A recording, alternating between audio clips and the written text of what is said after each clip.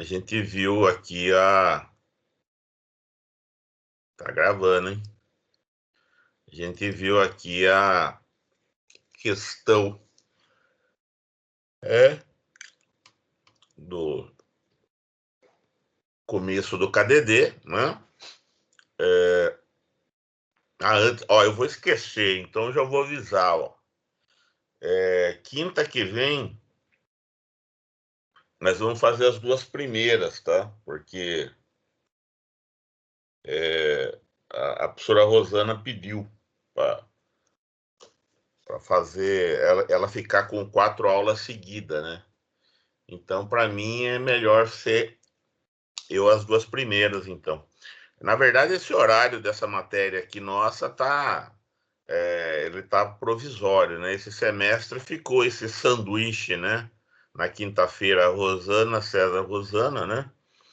Mas é porque não, por causa do negócio que aconteceu o semestre passado. Mas agora, pro semestre que vem, já vai ser na quinta as duas primeiras, César, e as 4 seguintes, Rosana. Foi esse semestre que teve que ficar meio bagunçado por um problema burocrático aí que aconteceu o semestre passado, tá? Mas então, agora, nesta quinta, então, as duas primeiras de SI e as restantes de comunicação e expressão lá com a Rosana, tá? Daí ela vai dar prova, né? Então já tá certo? Muito bem.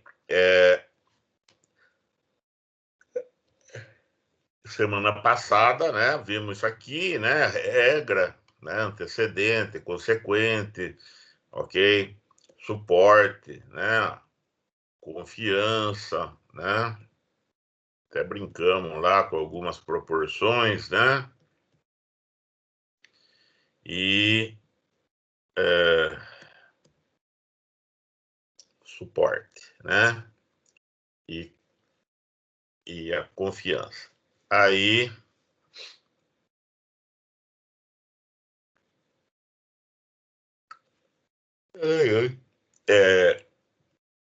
muito bem. Daí eu terminei a aula falando, né? Ó, que o suporte e a confiança não são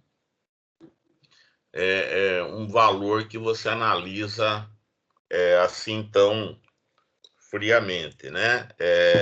Ele tem que levar em conta o contexto, né? O domínio do problema.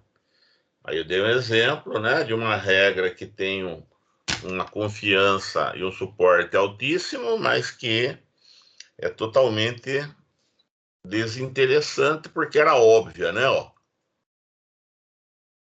O bichinho, né, tem um pai boi e uma mãe vaca. Isso é óbvio, né? Isso aí você não precisa de algoritmo para aprender isso aí, né?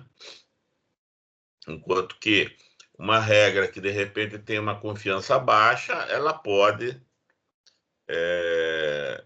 no final, ser interessante, né? Eu dei o exemplo lá de uma regra que melhorasse o índice de retorno, né?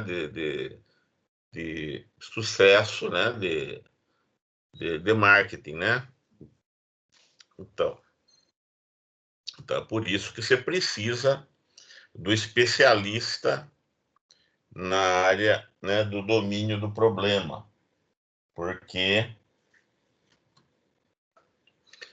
é ele que tem ele que tem a capacidade de determinar se alguma coisa é realmente interessante ou não, né? Muito bem.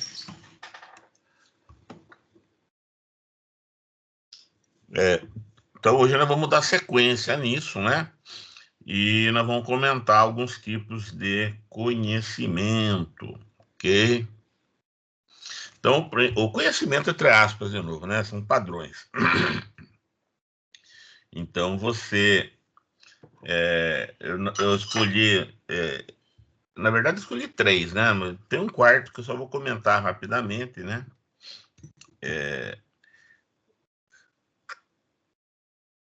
E vamos falar de regra de associação, então, tá? O primeiro deles. Então, nós vamos ter dois conceitos, tá certo? Para entender regra de associação. O primeiro conceito é o conceito de transação. E vai ficar mais claro com os exemplos, lógico, né? Mas uma transação é um conjunto, tá certo? Conjunto do quê? Depende do problema, tá certo? Pode ser um conjunto de clientes, pode ser um conjunto de vendas, pode ser um conjunto de qualquer coisa, tá? E tem o conceito de item de transação. O item é um elemento desse conjunto transação, ok? Então, para você trabalhar com a ideia de regra de associação, tem que levar em conta esses dois conceitos. Transação é um conjunto, item de transação é um elemento desse conjunto, tá? E esse conjunto a natureza do conjunto depende do que você está analisando, né?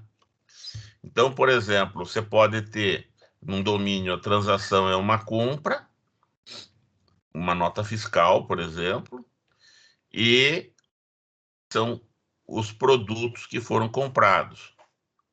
Então, tem a transação tal, e essa transação foi comprado o produto X, Y e Z. Então, a transação é o conjunto e X, Y e Z são itens, né? Você pode ter, por exemplo, transação, né? Uma sessão de uso de um software, ou seja, você imagina que tem um software lá que você entra nele, começou a sessão. Faz coisas dentro dele, sai do software. Encerrou a transação. E cada operação que você fez dentro daquela sessão é um item, né? Um item da transação, tá? Então tem isso também, pode ser, tá? Então repare que são dois, né? Domínios completamente diferentes, né? Um é vendas, né?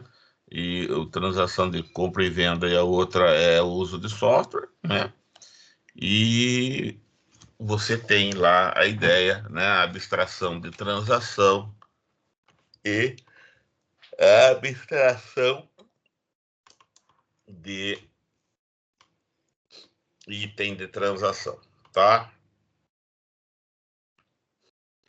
Bom, o que é uma regra de associação, né? A regra identifica itens que costumam aparecer juntos em uma mesma transação, certo? Itens que costumam ocorrer juntos em uma mesma transação. Então, vamos tentar esclarecer melhor isso. Quais os produtos que geralmente são comprados juntos? Então, a transação é a compra e o produto que foi vendido ali, que foi comercializado ali, é o item. Quais produtos que geralmente são comprados juntos, né? Então, isso daí é uma aplicação de regra de associação.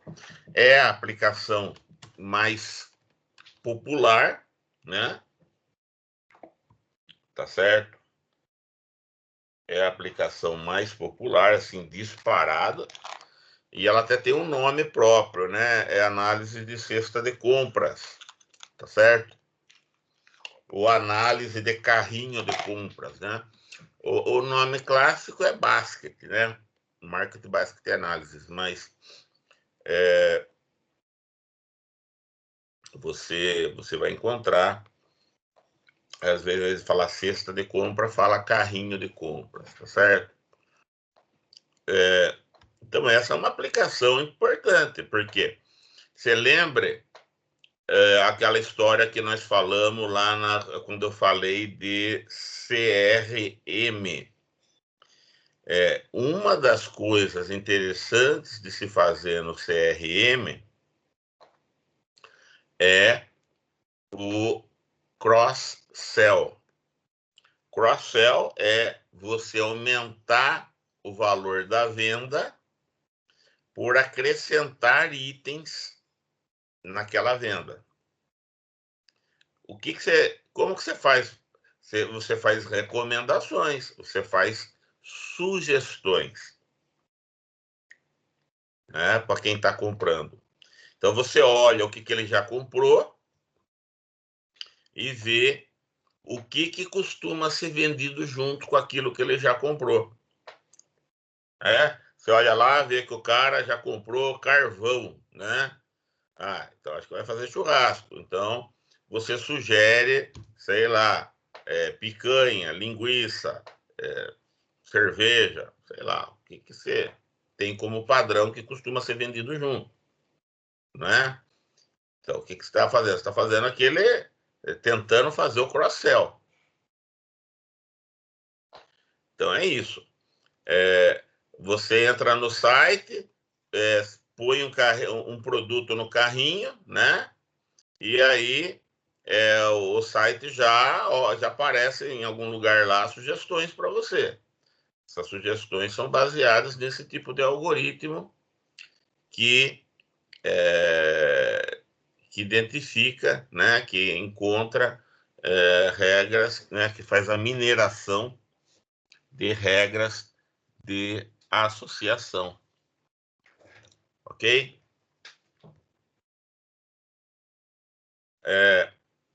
Quais operações que o usuário costuma fazer ao interagir com o meu site? Então a hora que ele entra, né? E a hora que ele sai é uma sessão, né? E aí, que operações ele faz? Isso aí pode ser interessante, por exemplo, para você identificar padrão de navegação. Seja para identificar preferências do usuário, né? Seja também, por exemplo, imagina, você percebe que quando o cara entra numa página tal, numa tela tal, é comum, né, ele apertar o botão F1, que é Help, e o cara apertar o botão Desfazer. Bom, então essa página tá zoada, né, cara? Por quê? Porque o cara pede Help e entra no Desfazer, porque ele ficou em dúvida, apertou Help, né? Clicou em Desfazer para desfazer o que ele tinha feito. Por quê? Porque tinha feito errado. Então talvez seja uma boa dar uma olhada, né? Ver o que pode ser aperfeiçoado ali, porque está induzindo, né? Aquele site, aquela página, aquela parte ali da sua interface, está induzindo o usuário a erro, ou então está induzindo o usuário a dúvida, né? Entendeu? Então, regra de associação é um tipo de aplicação bem interessante, tá? Mas ela não se restringe apenas à análise de cesta de compras, tá certo? É o uso mais comum, porém não é o único uso, tá certo? Periga você procurar aí na internet, né, nas internet da vida, e encontrar material falando basicamente que regra de associação é análise de cesta de compras. Com certeza, a análise de cesta de compras é uma aplicação de mineração de regra de associação, mas não é a única possível, ok? Nesse sentido, né, você vai encontrar aqui no Brasil, né? Eu acho que não foi tão divulgado quanto deveria, mas teve uma aplicação bem interessante de regra de associação aqui no Brasil, lá do final dos anos 90, comecinho do ano 2000. O Brasil, né, teve um certo destaque, né, um destaque positivo durante a fase, né, mais aguda da AIDS, né, que foi ali do começo dos anos 80, né, e meados dos anos 90. Foi a hora que aquilo ali, né, teve um comportamento de praticamente uma epidemia, né, não pandemia que nem nós estamos agora, mas uma epidemia, e um número de casos muito alto, né, no mundo inteiro, mas não na escala que nós estamos vendo o Covid. E o Brasil, ao contrário dos outros países, ele tinha um sistema de saúde pública, né, muito amplo. E ele, desde o começo,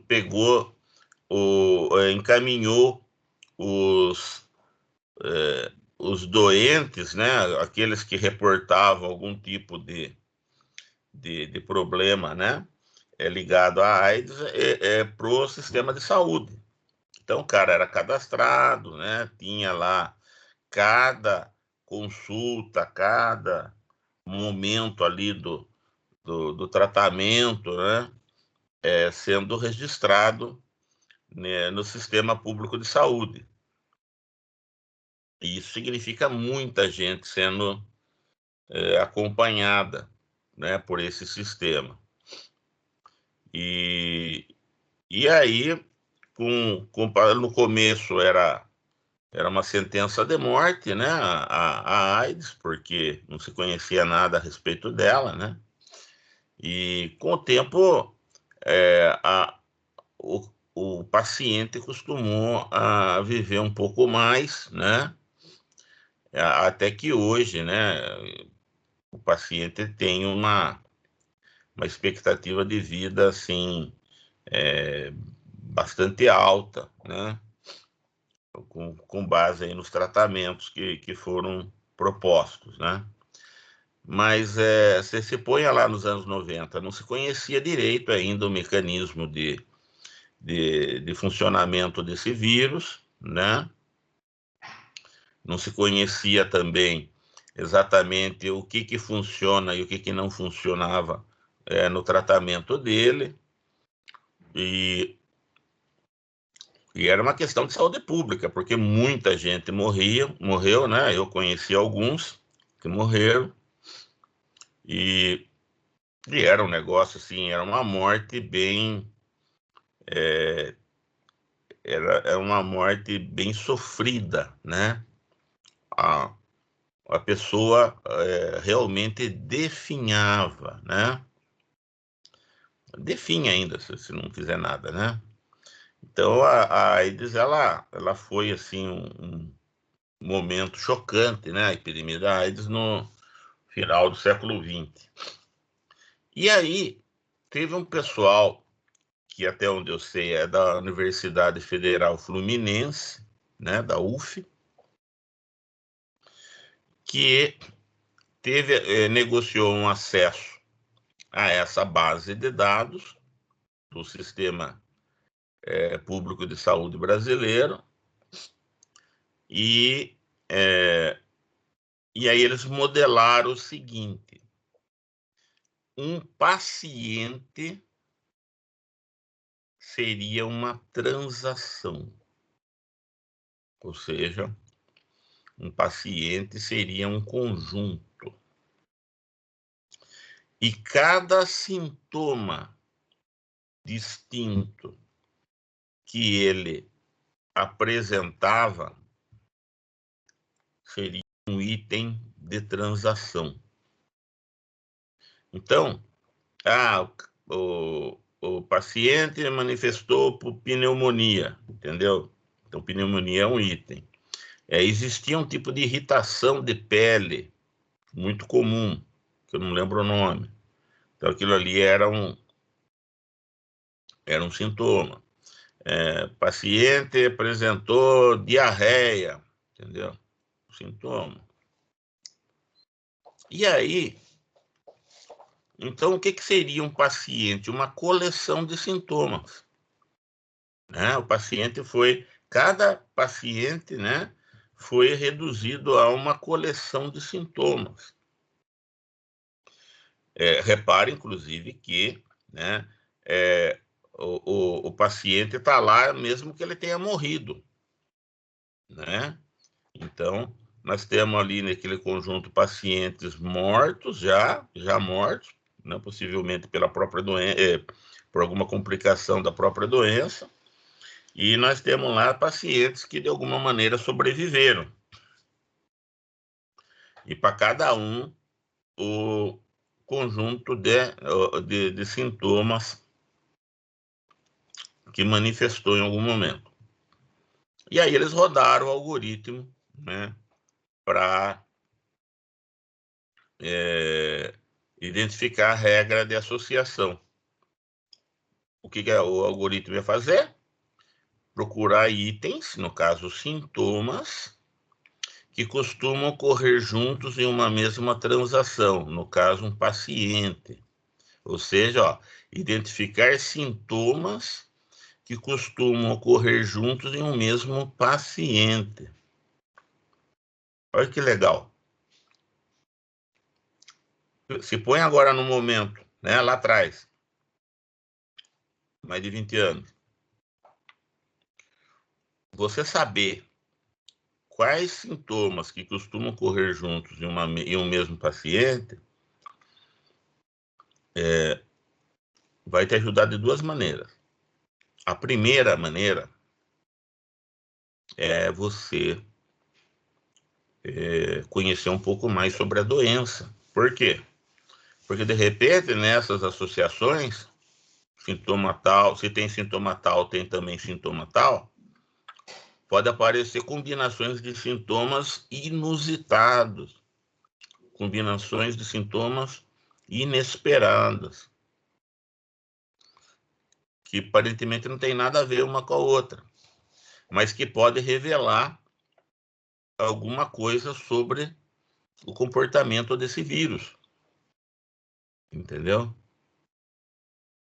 Então, você trabalhar essas regras de associação identificadas pelos algoritmos, pode, no primeiro aspecto, te ajudava a conhecer um pouco mais sobre a síndrome, né?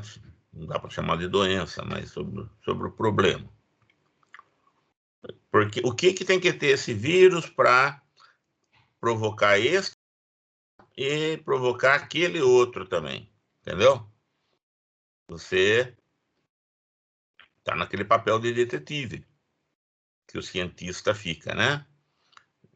E aí você tem aí, ó, o que é o que tem que ter, né, na atuação desse vírus para que ele leve à ocorrência disto e também daquilo, né? Porra, legal pra caramba, cara. No momento que você ainda não conhece direito os detalhes ali daquele tipo de problema, já te dá uma, né? Já te orienta aí algumas coisas que você pode trabalhar. Agora, o segundo aspecto, eu acho que era até mais interessante. Por quê? Porque, repare, se fala que o paciente teve esse sintoma, vai ter aquele também, não quer dizer que vai ter ao mesmo tempo. Ele pode manifestar um sintoma A no momento e um sintoma B depois, entendeu? Momentos depois. Ele não precisa ter, entendeu? Todo sintoma de uma vez só. Geralmente não é assim. No primeiro momento aparece isso, no outro momento aparece aquilo, depois aparece aquilo. E aí você tem um algoritmo que identifica para você os sintomas que o cara vai ter. Um médico, né? Na verdade, uma equipe de médicos, né? Bem preparados, pode analisar isso e já criar um plano de profilaxia. Para quê? Para quando o cara aparece o sintoma A, ele sabe que com uma confiança de tanto, um suporte de tanto, ele vai ter o sintoma B. Então, na hora que um paciente novo chega para mim já com o sintoma A, de repente, além de tratar o sintoma A, eu já posso começar a antecipar o tratamento do sintoma B, dependendo do caso. Entendeu? Para atenuar, de repente, em alguns casos, dá para evitar. Entendeu? Então, quer dizer, porra, é legal isso aí, meu, né? E não tem nada a ver com compra, com venda, com coisa nenhuma. É o tipo de aplicação já mais que tem uma utilidade prática enorme e que também pode salvar vidas, dependendo do caso, né? Ok? Então, regra de associação é isso que você está vendo nesse slide. Identificam itens que costumam correr juntos em uma mesma transação, ok? Então, tá. Então, aqui eu tenho a cesta de compra que comprou leite, né? O produto leite, ou seja, esse quadradinho é o conjunto, né? De transações onde foi comprado o produto leite, conjunto de transações onde foi comprado o produto ovos, né? Esse miolinho, cesta que tem os produtos ovos e leite, né? Se tem ovo, então tem leite, ok? E aí você vai calcular, né? Suporte e confiança disso aí, né? Vamos adiantar aqui já um pouquinho disso aí, quer ver? Ó? Deixa eu... Eita.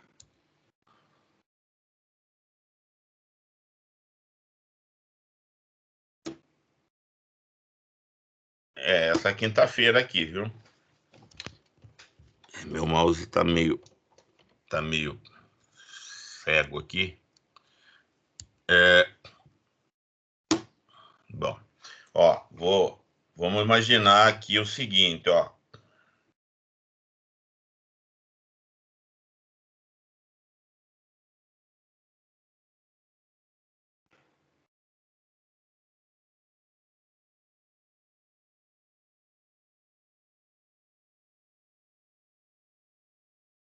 Será que eu exportei isso aqui?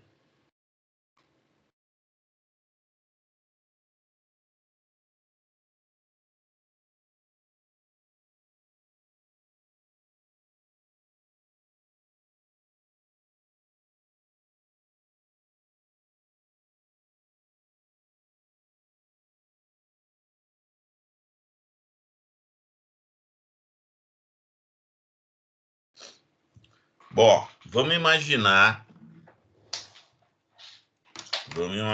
o seguinte.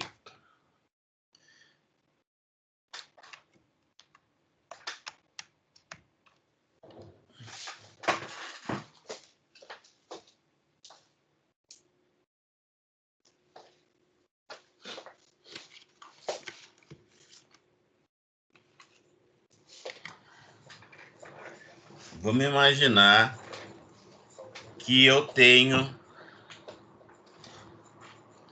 ó, vamos imaginar que o meu conjunto de transações, ó, vai ser dado aqui, ó, tá? Meu conjunto de transações. E aí vamos imaginar, ó, que isso aqui é uma transação, ó. Tem o item A, o item B, o item C. Senhor, o que é o item? Não interessa. Tem o item A, B e C. Aqui é uma outra transação.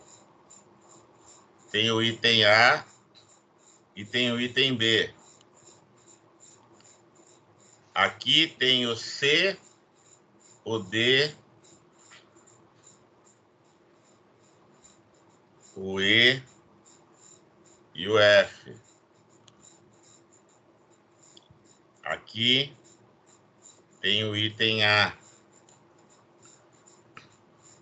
Aqui tem o item, a transação tem A, C, D, X. Ok? Aí vamos imaginar agora o seguinte, ó.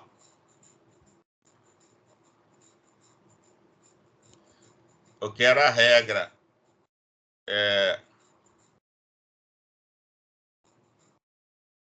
CA, então B. Ou seja, se a transação tem o item A, ela tem também o item B, né? Então, ó, o que vai acontecer? O suporte, ó, dessa regra vai ser a quantidade de transações onde tem o A e o B dividido pelo número total de transações. Bom, quantas transações eu tenho? Eu tenho 1, 2, 3, 4, 5. Então é sobre 5 aqui. Quantas transações tem o item A e também o item B? 1, 2, né? Ó, tem A e B aqui, A e B aqui, ó. Aqui tem o A e não tem o B, aqui tem o A e não tem o B. Então, ó, aqui, ó, é 2, que é 0,4, que é 40%. Então, ó, neste conjunto de transações aqui, a regra CA, então B, tem suporte de 40%. Ela ocorre em 40% das transações. E a confiança?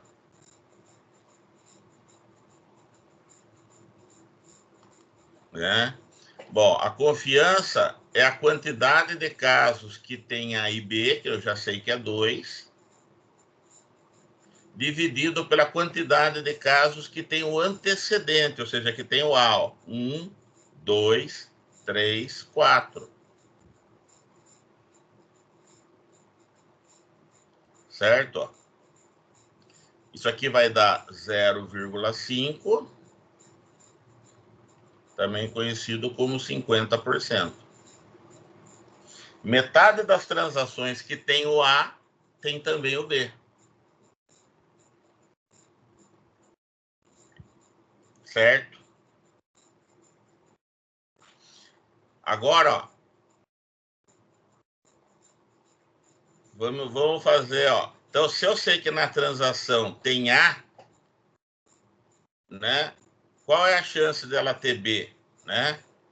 50%, com suporte de 40%. Vamos inverter aqui agora, ó. Sumiu meu.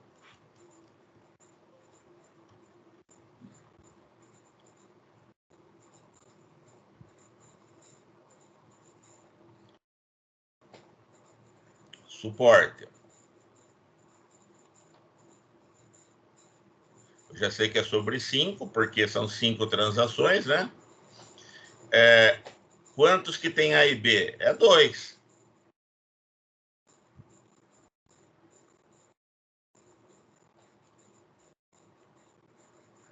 Então, repare, ó, o suporte da regra se A, então B, é o mesmo da regra se B, então A.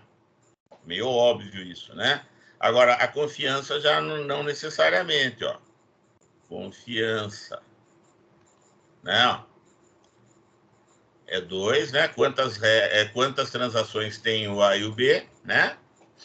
Agora, sobre quê? Bom, é sobre quantas tem o antecedente. O antecedente é B, ó. 1, 2, 2, ó. Só 2.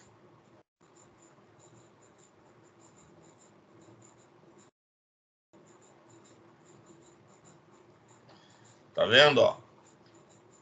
Então é o seguinte, ó. Se eu sei que a transação tem o item A, em metade dos casos eu sei que vai ter o B também. Ó, eu tenho 4 transações que tem o A, e em 2 dessas 4, ou seja, em metade, eu tenho o B também. Aqui, ó, tem A e tem B, aqui tem A e tem B. Né? Aqui tem A e não tem B, aqui tem A e não tem B. Tá certo? Então, repare. Agora, se eu sei que na transação tem B, e isso só acontece em 2, na minha amostra aqui, ó, certeza que tem A também, ó. 2 de 2. Né? Ok? Então, regra de associação. Ok?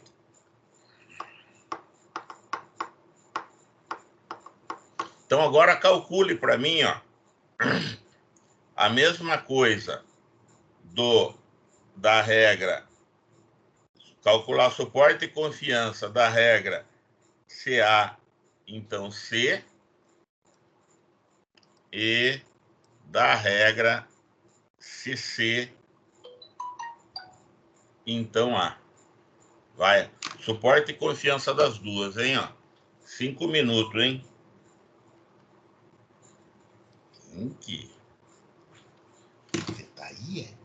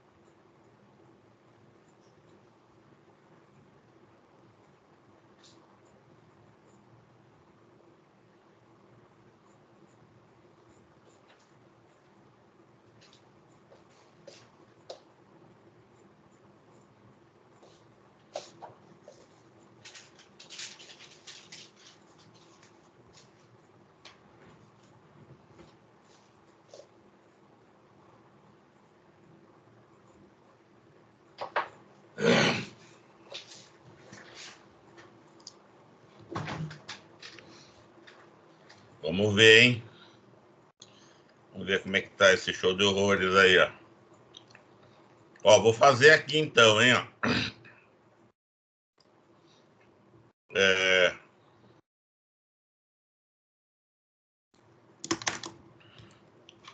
Se A, então B. Esse A, então C, né, ó.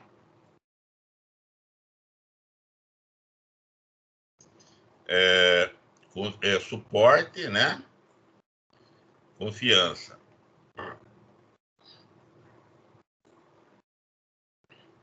Deixa eu pôr sup aqui, conf, senão vão confundir, né? Bom, o suporte é sobre 5. Por quê? Porque são 5 transações, né? Também são 5. Quantas tem A e C? Né? Ó, a primeira, uma. E a última, 2. Então, o suporte é 2/5, né? Que dá 0,4, que é 40%. Né? E a confiança, né? É 2 sobre quantos que tem A, né? Que eu já vi que é 4. Então, é 2 sobre 4, que deu também 0,5, que é 50%. Tá? Tá, então foi o suporte à confiança da regra se A, então C, dá igualzinho do A, então B, né? Para a amostra que eu criei aqui, né? Aí o suporte do CA, né? Aqui é 5, né? Você tem A e tem C, são 2, né? Então vai dar 0,4, que é 40%. E a confiança, então foi igual o outro lá também. A confiança, ó, é 2, né? Que é as transações que tem A e C, que é a primeira e a última só, dividida por quantas tem o C. Bom, o C tem aqui 1, aqui 2 e aqui 3. 2 sobre 3, né? Que vai dar 0,67, arredondando aqui, que vai dar aproximadamente, né, ó, 67%. Tá? Então é isso, ó, né? Cálculo de suporte e confiança para a regra de associação, ok? Então, se eu sei que tem A na transação, em 50% dos casos eu devo esperar que tenha C também. Se eu sei que tem C na transação, em 67% mais ou menos, eu posso esperar que tenha A, né? Ou seja, suporte e confiança alto, né? Então, deixa eu colocar aqui.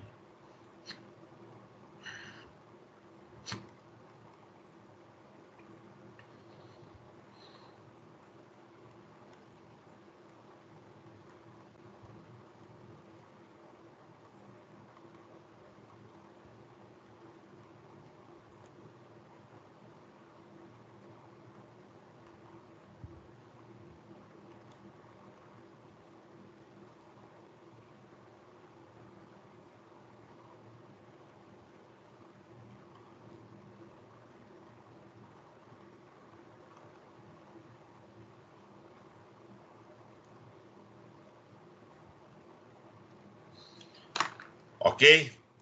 Muito bem.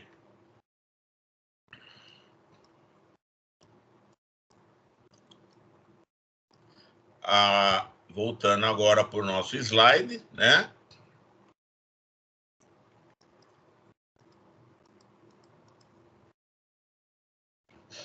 Agora vamos falar de regra de classificação, ok? Então, a regra de classificação, para você, ela não é complicada, mas para você entender melhor com um exemplo antes, tá? Então, vamos lá. Então, vamos imaginar que você tem lá um biólogo, um cientista, né? Que se interessa por uma determinada espécie, ok? Então, ó, vamos voltar lá no desenho, ó. Vamos imaginar que o nosso biólogo é São Paulino, ok? Para não falarem que eu só dou exemplo de corintiano, né? Então, São Paulino, vai, ó. E aí, o nosso herói, né? Ele é chegado, né? Numa florzinha, ok? E aí, ele, como bom São Paulino, quer entender tudo sobre essa florzinha, tá? Então tá lá, certo? Então essa aqui é. E aí, só que ele percebeu o seguinte, ó. Essa florzinha que ele gosta tanto, né? Ela tem algumas variações, tá? Então tem uma que é quase igual à primeira, tá? Só que ela é um pouquinho menor. Ela não cresce tanto, tá? Então ele chamou essa daqui, ó, de variedade A, e ele chamou essa daqui de variedade B. E tem uma variedade C também, tá? Que ela é parecida com a primeira, tá?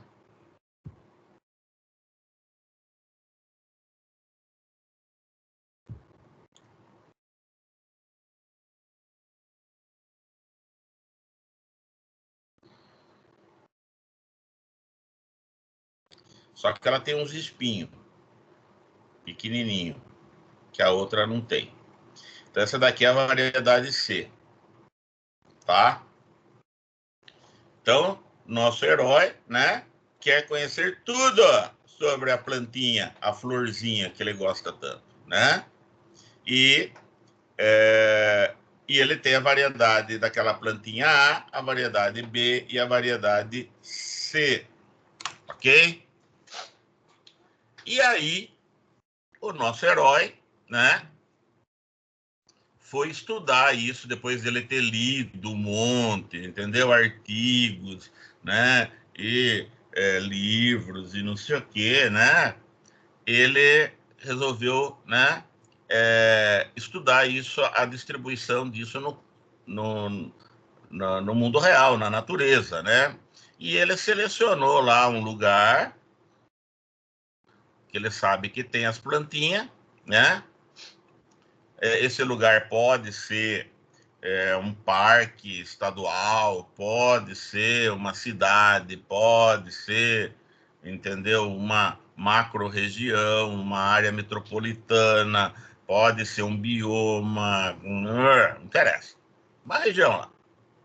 E aí ele dividiu essa parte aí em pedaços menores. Ó, aqui é a região 1, aqui a região 2, ele dividiu, ó, vamos imaginar que ele dividiu usando algum tipo de critério, né, justificável, que não vem ao caso para nós aqui.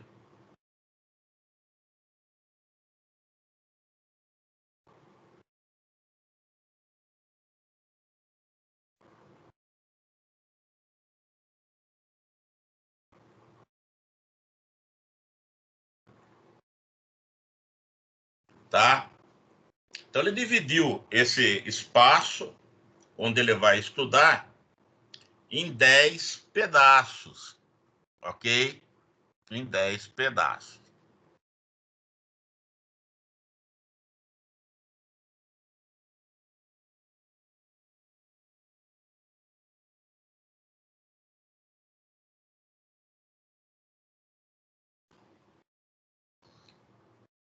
Muito bem. Aí ele foi no primeiro lugar aqui e mediu altitude, mediu profundidade do solo, tirou a amostra do solo, levou no laboratório, viu o grau de umidade, entendeu? Viu lá o tipo de vegetação que tinha, se era vegetação nativa mesmo, né? Intocada, se era vegetação, mas que foi já modificada, já teve intervenção humana lá, se era área já degradada, etc. E viu também, nessa primeira região, qual das três variedades era a dominante ali. Foi na região 2, na 3, e fez, para cada uma delas ele fez isso, tá? Então, ó, a espécie que ele quer tem três variedades distintas, né? A, B e C, né? E o pesquisador visitou diversas regiões e observou suas características de cada região, então. E anotou qual variedade daquela espécie era predominante naquela região. E aí ele montou essa tabelinha aqui, ó. Tá vendo? Então aqui está o identificador da região, né? Tem 10 regiões, então tem 10 linhas aqui, os dados da região 1, os dados da região 2 e assim por diante, ou seja, essa coluna aqui identifica a linha, né? De que região eu estou falando. Então repare que não tem repetição.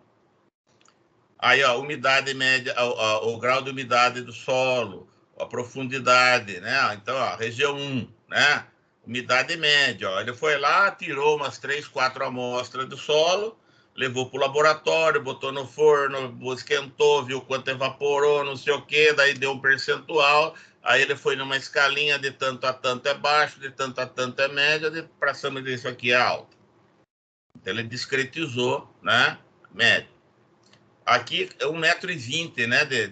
Que você cava, você já chega lá no substrato rochoso e tal. Teor de argila, também, viu lá, botou no laboratório ali, viu quanto de argila tinha no solo, né? Altitude, 300 metros. E a cobertura dessa região, ou seja, a vegetação é secundária. Então, o que é secundária? É uma região que já teve intervenção humana, mas imagine que hoje em dia ela tá se recuperando. Então ela não é mata 100% nativa, porque tem coisa lá que foi o homem que colocou, mas é uma região que ela não tem ocupação humana no momento, né? Está se recuperando. E lá a espécie dominante é a pequenininha, é a B, aquela menorzinha. Região 2, teor de umidade alto no solo, né? Profundidade 1,20 m, argila baixo, né? Então é mais parenoso, né? Altitude 20 metros só, a mata nativa, ó, primária, sei lá, o manguezal, sei lá o que tem ali, né? E dominante é com espinho, né?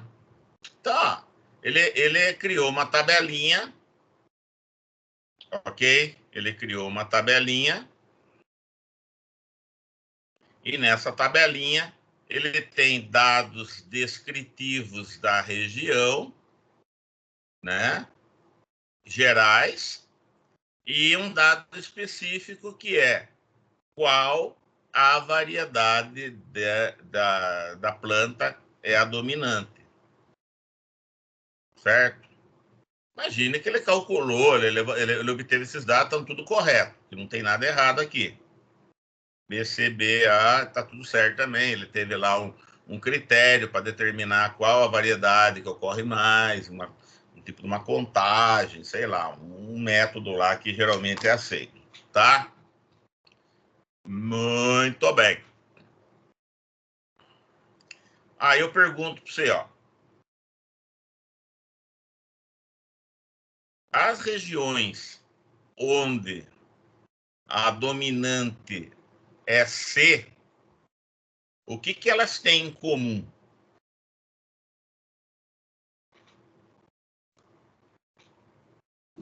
Escreve lá no chat.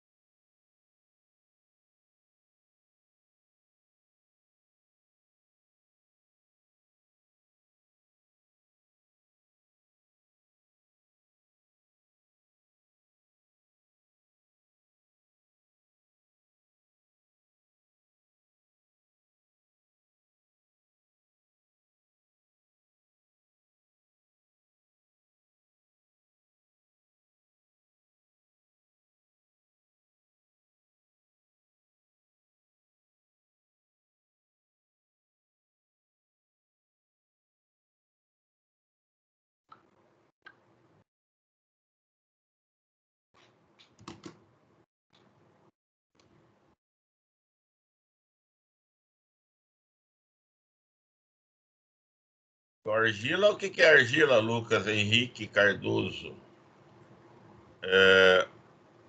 Todo mundo tem argila. Todo mundo tem um valor para argila. O valor do atributo argila tem que ser o quê? Alto, baixo ou médio?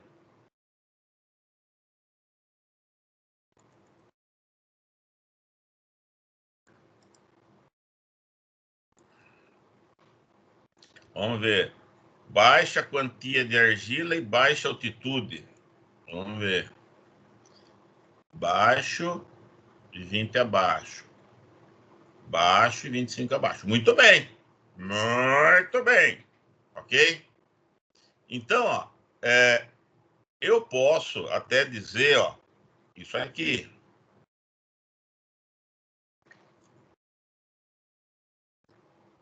Que seu atributo, né, ó, argila,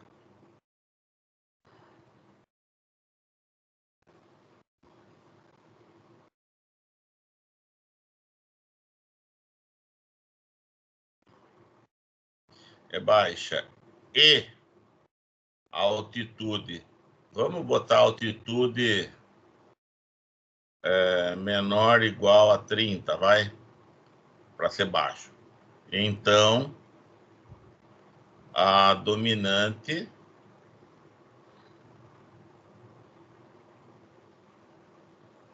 igual a C. Ó, uma regra de produção, ó. Você tem aqui, né, ó,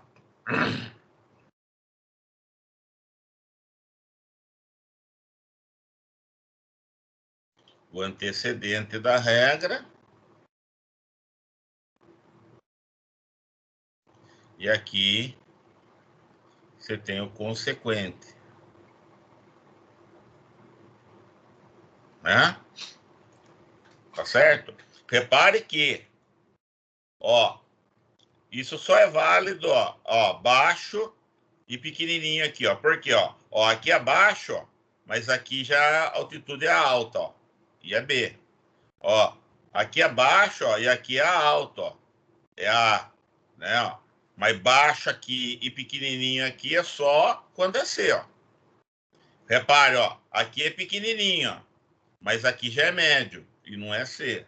Aqui é pequenininho e aqui é alto, não é C, né? Aqui é pequenininho e aqui é alto, não é C. Ó. Baixo aqui, ó, o valor baixo aqui e a altitude pequenininha aqui só acontece quando for C, né? Deixa eu arrumar aqui que aqui é baixo, né?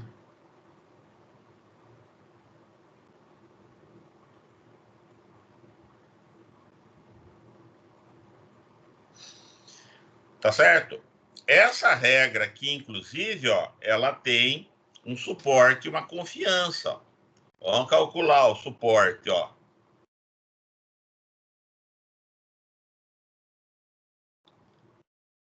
É a quantidade de linhas que tem argila abaixo e altitude 30 e dominante C. Nós vimos que é 2.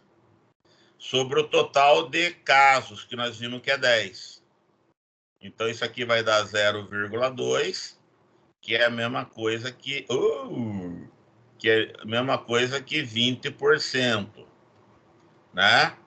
E tem a confiança dela,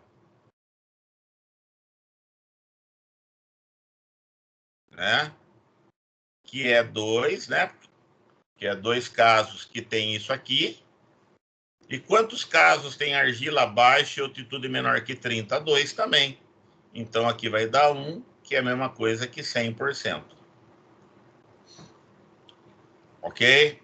Então, repara, dá para calcular suporte e confiança, tanto de regra de associação, que é o caso anterior lá, né, de itens na mesma transação, quanto aqui, ó.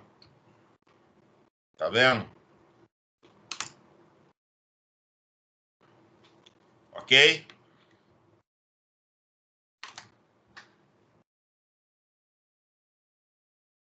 Para que isso interessa, né? Ó, repare o que eu estou fazendo aqui, ó. Eu estou tentando, ó, com base nesses dados, adivinhar o valor aqui, ó. Então, a gente fala que essa daqui é a classe, né? O atributo que a gente pode chamar de categórico, de categoria, então, e o atributo descritivo comum, né? Não categórico. Repare que isso aqui não serve para nada na hora, né? Por quê? Porque ele não se repete, então não configura um padrão. Mas, ó, aqui é só para você saber qual é a região mesmo, é um identificador. Agora, aqui, ó, você vai ver, ó, qual combinação de valores aqui permite que eu preveja o valor daqui. É isso que a regra de classificação faz. Tá certo? Então, daí, ó, imagine, esses caras aqui, ó, o cara foi na campo, ele foi lá, ele passeou por lá, entendeu? Com o bonezinho rosa dele, ele foi, aventalzinho, pegou as florzinhas, olhou, cheirou, pegou a amostra de terra, fez tudo aquilo. Puta trampo, cara, né? Foi região por região, tal, né? E tabulou os dados realmente verificados. Então, entenda que isso aqui ninguém contou para ele. Esses dados foram realmente, né, extraídos ali da natureza, do mundo real. Ok? Aí, ó, um belo dia, né, alguém fala para ele, ó, tem uma região aqui, ó, região 15. Ele foi na região 15? Não. Ele foi na região de 1 a 10. A umidade é média. Repare que a nossa tabelinha...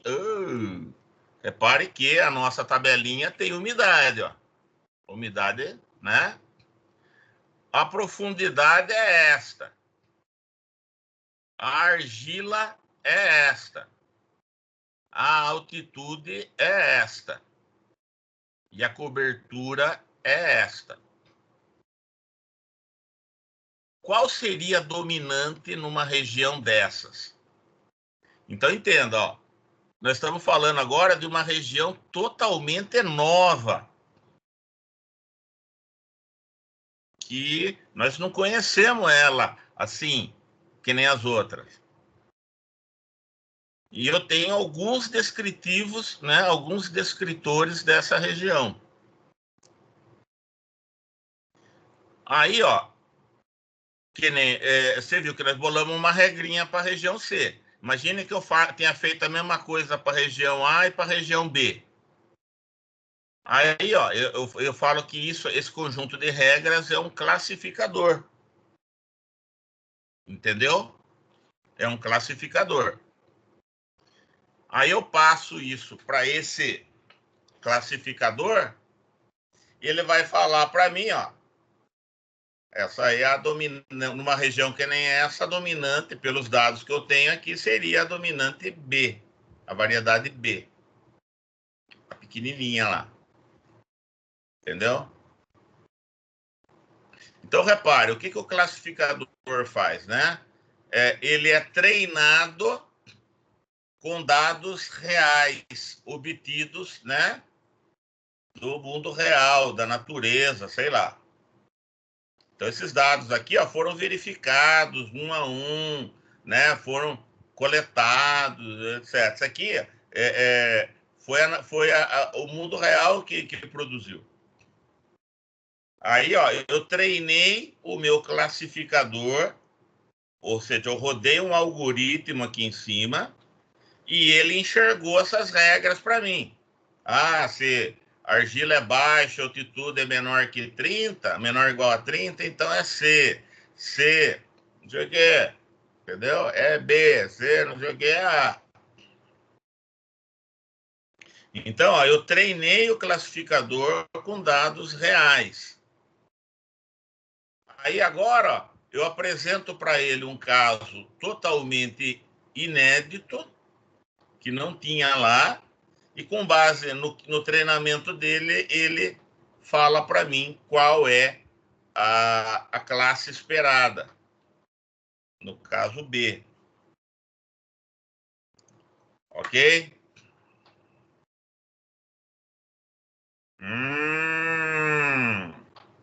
Muito bem. Porque, na verdade, ele criou um negócio assim, ó. É uma das maneiras, tá? De criar um classificador, né? Ó aquela regrinha que nós chegamos nela. Ó, altitude menor ou igual a 30, argila baixa, ó. C. Isso aqui é uma árvore de decisão. Agora, repare que tinha lá altitude menor ou igual a 30, ó. Tinha lá, quer ver? Ó. Aqui é menor ou igual a 30 e é C. Aqui é menor ou igual a 30 e é B. Aqui é menor ou igual a 30 é B. Aqui é menor ou igual a 30 é B. Aqui é menor ou igual a 30 é C. Então, repare, quando é baixinho o território, ou é C ou é B, né? Ó. Então, se é menor ou igual a 30, ou é C ou é B. O que desempata, o que decide é a argila. Se a argila for baixa, é C. Se a argila não for baixa, é B. Aí tem as altitudes maiores, maior que 30. Daí pode ser A ou B. Se você olhar lá, você vai ver que tem A's e tem B's, né? Aí o que acontece? Se a altitude for maior que 30, você testa a umidade. Se a umidade for alta, você já sabe que é A. Agora, se a umidade não for alta, ou seja, ela vai ser média ou baixa, você tem que testar a profundidade daí. E aí a profundidade é maior que 50 é variedade B. Se não, é variedade A. Entendeu? Então é isso. Então repare, ó. Isso aqui é uma regra, ó, do caminho que sai da primeira bolinha aqui, que a gente fala que é a raiz da árvore. Daqui até um terminal aqui, uma folha que a gente chama, é uma regra. Altitude menor ou igual a 30 e argila abaixo. Altitude menor ou igual a 30, argila não baixa. Já foram duas regras. Altitude maior que 30 e umidade alta. É a. Então, três regras. Né? Uma regra, duas regras, três regras. Ó, altitude maior que 30, umidade não alta. E profundidade maior que 50, B. Quarta regra. Altitude maior que 30, umidade não baixa e profundidade menor ou igual a 50, A. Então, tenho cinco regras. Ó. Uma, duas, três, quatro, cinco. Entendeu? Essa é uma das maneiras de fazer classificador. Tá? É uma maneira, né, baseada em árvore de decisão. Não é a única, né?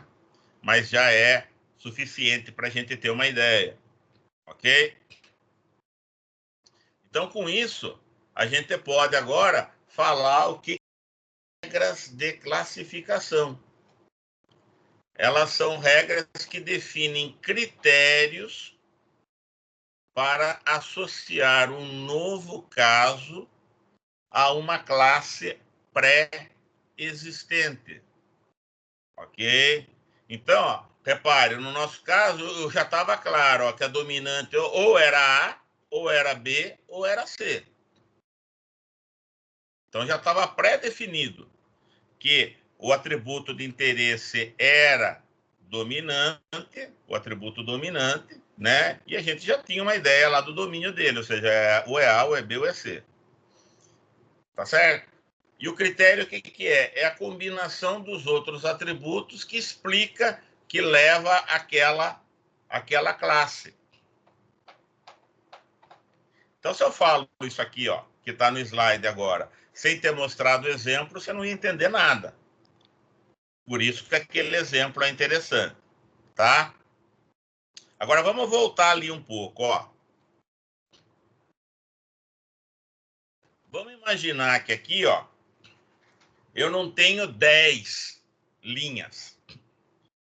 Vamos imaginar que eu tenha 200 mil linhas. Ok? Bem mais do que isso, então. Tá?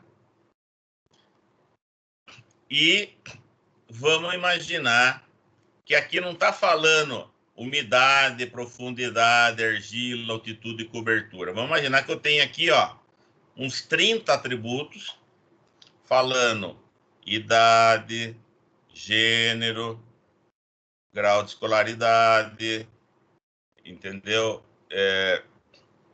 Região da cidade onde mora, estado civil, tem filho ou não tem, etc.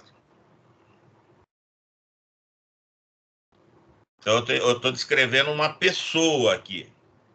Imagine isso. E aqui está falando um valorzinho, 1, 3 ou 5. 1 estrela, 3 estrelas ou 5 estrelas. Então, 3 estrelas é o cliente comum. 1 estrela é um cliente meio problemático. E 5 estrelas é um cliente, para usar a expressão da moda, é um cliente top, ok? É um cliente daquele, certo? Cliente interessante, cliente que vale a pena fidelizar, né? Paparicar. É aquele cliente que vale a pena, viu, Kaique? Investir no relacionamento, né? Mandar flor, entendeu? Chocolate diet, porque a mulher vai reclamar, falando que engorda. As mulheres são todas, né, apavoradas com isso aí. Então é aquele cliente 5 estrelas, é aquele que vale a pena você investir nele. Que você quer manter. E aí, ó, imagine que essas 200 mil linhas aqui são, então, 200 mil clientes reais. Cliente de carne e osso que a sua empresa atende ou já atendeu. Ok? E que 1 estrela, 3 estrelas ou 5 estrelas não foi assim jogado ali. O resultado, quantas estrelas a pessoa tem, ela dependeu de uma série de coisas.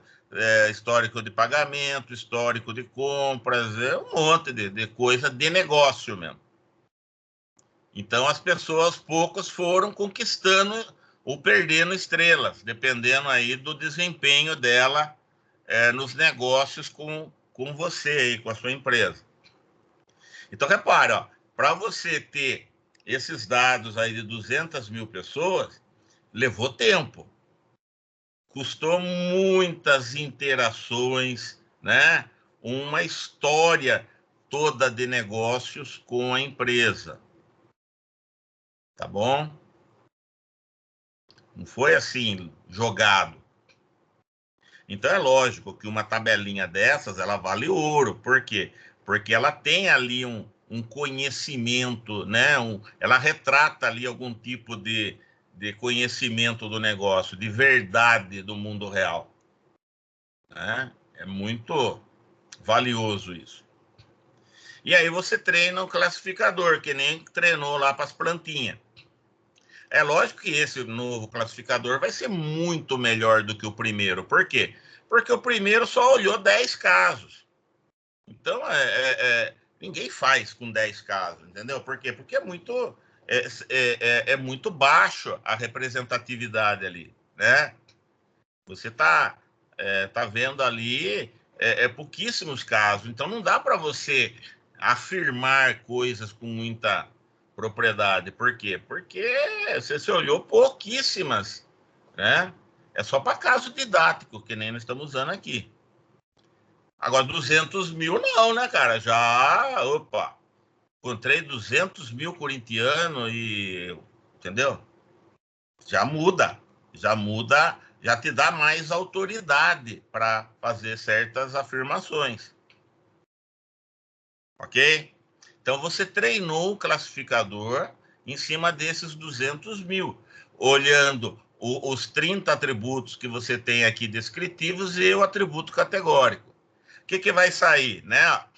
Vai sair regrinha. Se é isso, isso, isso, então é uma estrela. Se é isso, isso e aquilo, então é 3 estrelas. Se é isso, isso, isso, então 5 estrelas. Entendeu? Vai sair lá umas par de regras para, com base no descritivo, você determinar o status do cliente, vai? Tá certo? E aí, agora, você tá sentadinho lá na sua mesa, você é um gerentão, né? E tem um cliente novo aí, que ele acabou de se cadastrar. Então, você sabe idade, você sabe sexo, você sabe escolaridade, você sabe uma porrada de coisa desse cara. Você só não sabe se ele é tranqueiro ou não. O que você faz?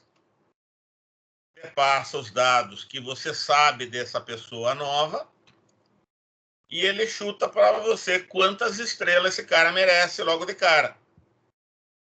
Entendeu?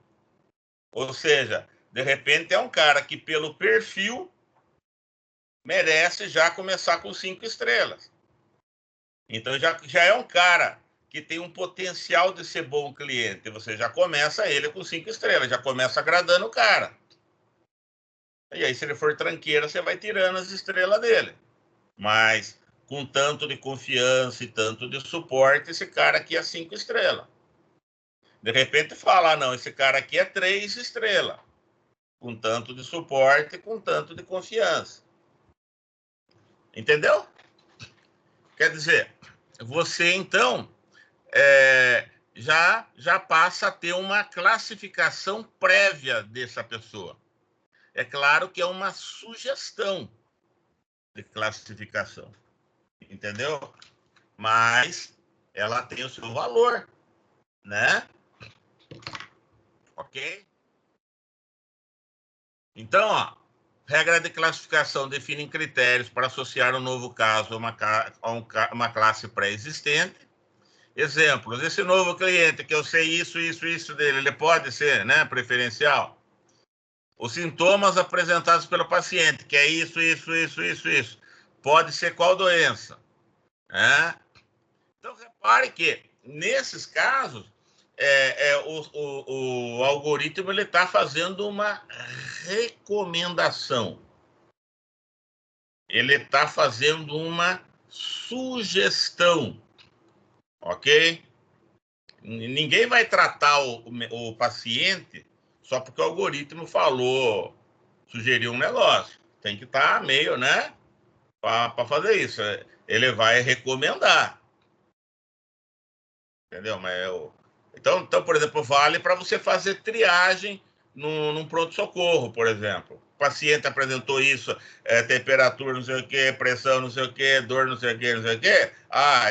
Isso aqui é para ortopedia, isso aqui é para clínica geral, isso aqui é para gastro, entendeu? De repente, fazer uma triagem prévia. Bater martelo mesmo é meio complicado, né? Consulte sempre um médico, né? Um médico de carne e osso, não o Dr. Google, né? É um médico, né, de carne e osso. Ok?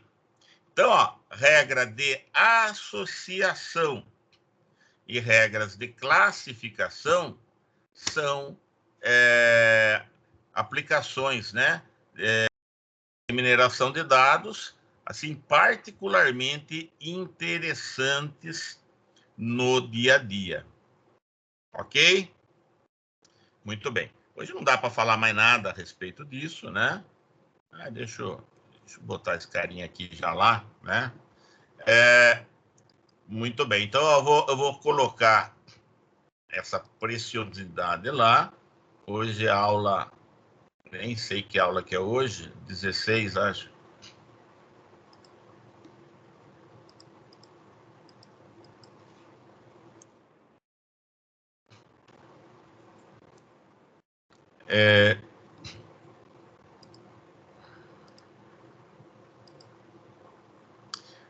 Muito bem, vou subir lá então. Ó, eu tinha ficado de mandar, de disponibilizar na aula 27, cara. Puta merda. Aula 27, bicho. Salvei no lugar errado, inclusive.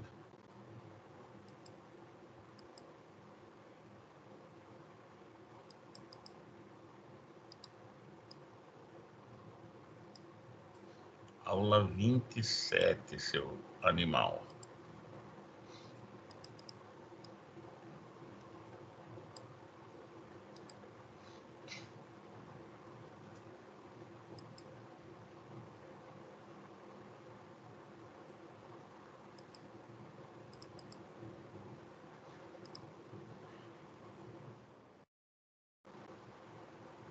Então, eu tinha ficado de colocar atividade, no fim esqueci, né? Porque eu sou um retardado, né?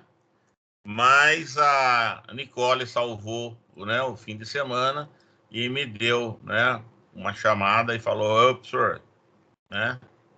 Tá louco, né? Então, eu coloquei ontem ou hoje, não sei. Eu coloquei. Vamos subir lá isso aqui, né? Então tá lá, tá com data, inclusive, né? Vamos. 27.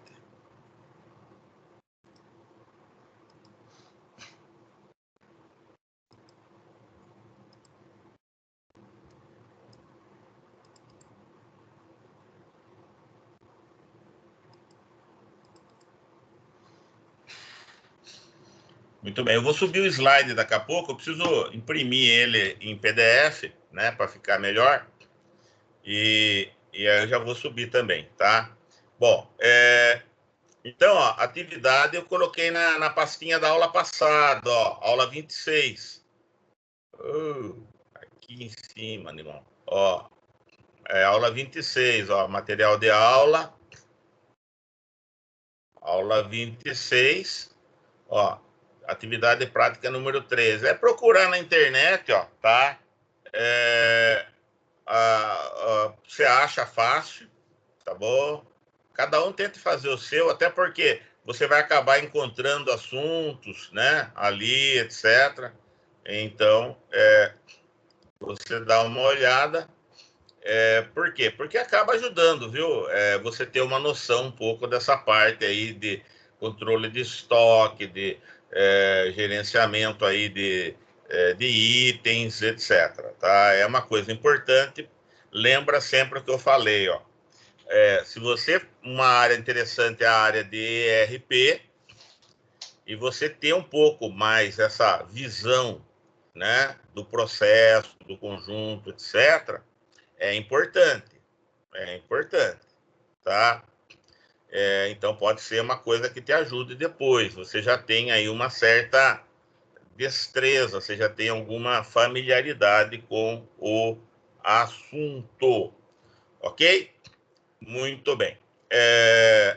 Então, dá uma olhadinha, quinta-feira nas duas primeiras, né? Eu vi o Kaique, enviei sem querer, não sei o que o Matheus fez. Kaique, ele só escuta o que interessa, né? Lá, eu não sou não, eu como com gosto. Oh, Jesus. Do nada sobrou para mim ainda. Sim, claro, né? Sim, eu tô dando, ó, pro seu bem, Kaique. Entendeu? Aqui você sai um ser humano completo, entendeu? Então, quando eu vejo o cara meio escroto assim, eu já dou né, presta atenção, né, intensivo, né, pro cara ver se ele vira gente, certo? Ó. Então, tamo aí, hein, Bárbara? É nóis, hein? Tá? Então é isso. Ó, vou... Sim, obrigado pela preocupação. São poucos, tá? Isso. Vou parar a gravação, né?